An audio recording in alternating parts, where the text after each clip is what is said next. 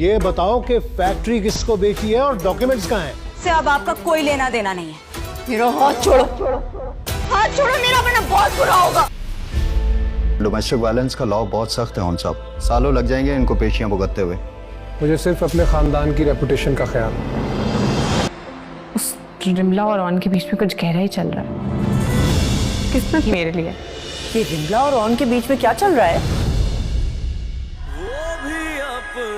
Hello viewers, welcome to our review Riwayat TV.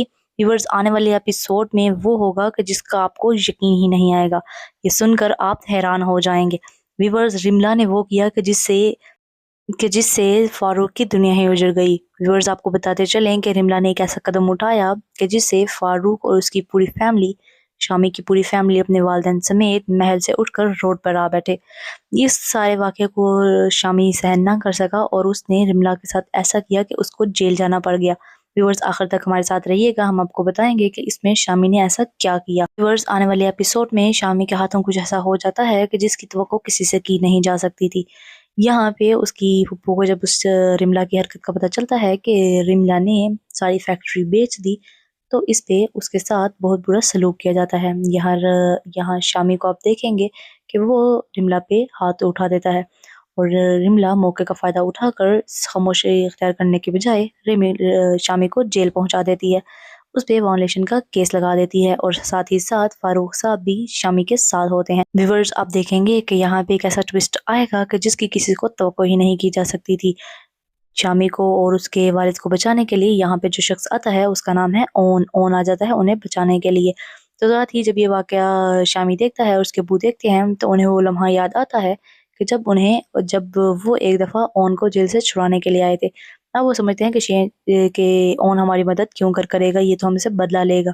लेकिन इस पे ओन पुलिस वाले को कहता है कि पुलिस साहब, मुझे अपने घर की इज्जत प्यारी है, तो आप इनको जल्द से जल्द रिहा कर दें। तो इस पे पुलिस वाला ओन को बताता है कि ओन मियाँ, इनको छोड़ना मुश्किल है नहीं, नामुमकिन है, क्योंकि इनके ऊपर वायलेशन का केस लगा है जो सबसे तगड़ा केस है। तो इस तरफ सीन शिफ्ट होता है, हम देखते हैं कि आयला जो कि नमाज पढ़ रही है और दुआ मांग रही है, और दुआ में वो इस कश्मकश में है कि ओन और रिमला के दरमियान क्या चल रहा है, क्योंकि व्यूअर्स ओन ने सारी बात आयला को नहीं बताई कि किस तरह उसने रिमला से फैक्ट्री हासिल की थी। तो इसलिए ओन ने कुछ ना बताने की गलती करके अपने और आयला के दरमियान एक कश्मकश की दीवार खड़ी कर दी है। व्यूअर, आप देखते हैं कि जैसे ही रिमला की कॉल आती है तो ओन आयला के सामने उठाने के बजाय बाहर चला जाता है। इस पे आयला बहुत ज़्यादा गुस्सा करती है और आकर सारा वाक़या जोया को बताती है। कहती है कि मुझे शक है कि रिमला और ओन के दरमियान कुछ चल रहा है। जैसे ही व्यूअर जो बात करती है तो उसकी पीछे से वालदा सुन लेती है और उसकी वालदा कहती हैं कि क्या मतलब, अब ओन और रिमला के दरमियान क्या चल रहा है। उनके व्यूअर्स अब वो भी नहीं चाहती कि आयला का घर खराब हो, चाहती हैं कि आयला ओन के साथ दुरुस्त रहे, क्योंकि अब ओन एक आम इंसान नहीं रहा बल्कि करोड़ों की फैक्ट्री का मालिक बन चुका है।